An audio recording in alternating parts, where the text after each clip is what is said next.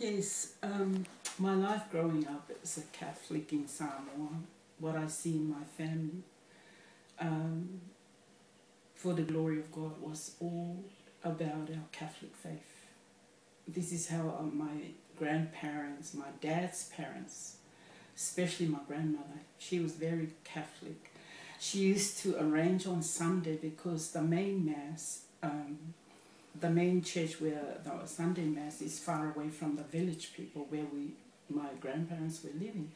And my grandmother used to arrange a truck there to load everybody of the village who are going to the Catholic Mass. And I see all that growing up. My grandmother was very strong with her faith. She gave lands for the church to build a church there in Safata, in Western Samoa, and a place for the catechists to stay there and look after that church. We only get the priest once a month to travel to where my grandparents were living in Safata for the Mass, and people will know that day for the Mass. I always see it there, packed with people. The rosary was very strong. Every day, 7 o'clock, or if I can remember right, 7 o'clock in the evening, people, you don't see people on the road at that time. Everybody's in the house saying the rosary, praising God, thanking God for the whole day that it just went past.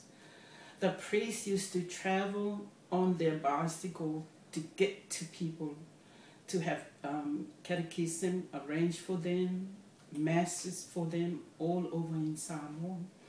Everywhere I go, I do have Protestant side of my family, I see in those days, but the funny thing, I always see the Catholic way was so strong that they always end up going the Catholic way when it comes to adoration and all that. When we used to have Christ the King, people will decorate in front of their house, and even Protestant will come on the road where the procession is. They kneel on the road, copy the Catholic people kneel and adoring the Blessed Sacrament that will go past the road. And that's, even now, it's still going on. Maybe not so much tradition, but in my island they still keep their faith, except the new Mass they have now. But the adoration and the devotion to all the teaching of the church is still very big in the island, in my eyes, when I go and visit my island now.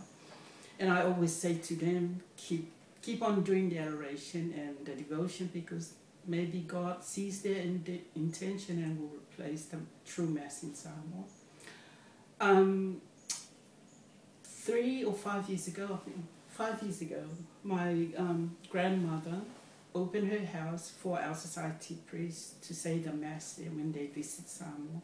They were trying to take the Mass back, starting from Father McDonald, Father Kutua, Father Robinson being there. But because of Rome, they put a stop to it, and this is why the Archbishop put a stop to society to go to Samoa. Well, in a way, to be fair with the Archbishop of Samoa, he really, really likes our society, and he likes the teaching the traditional teaching that the society kept. He even asked the society priests to come and do the conference in Samoa for their priests in Samoa. But I don't know, Rome heard about it, they put a stop to it, and that's the problem now, why the true Mass, true teaching of the Church is not in Samoa at the moment.